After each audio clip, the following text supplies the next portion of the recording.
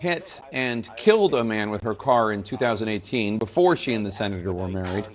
And this car crash is allegedly what started the bribe that was listed in last month's federal indictment against Senator Menendez, his wife, and 3 others. The indictment claims that 2 of those co-defendants offered to help buy Nadine Menendez a new Mercedes in exchange for the senator interfering in the prosecution of one of the co-defendants' business associates. Nadine Menendez's lawyer told the New York Times, quote, "My understanding was this individual ran in front of her car and she was not at fault," unquote. Joining us now is CNN's John Miller.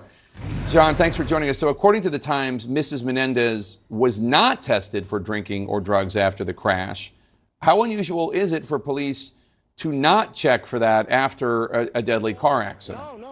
Well, in the state of New Jersey, to get a test like that in a motor vehicle accident, even one with a fatality, there has to be not probable cause, but at least reasonable suspicion. Hired police officer arriving on the scene saying that his wife was friends with Ms. Menendez and was asking about any potential charges. Does that raise your antenna at all?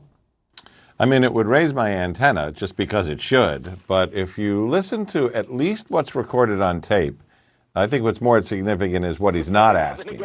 What he's asking is, he's a retired officer. He's asking if the prosecutor's office is going to be involved. And he's told, yes, it is. And he says, well, I understand why, indicating that he understands the victim has passed away.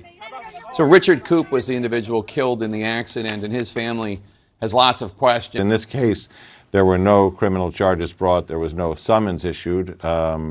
Based on the video they recovered and her statement, she said, I was driving along. The individual darted out between cars, and the next thing I know, he was on top of my windshield. They issued a subpoena for her phone, though. And, Jake, this is important.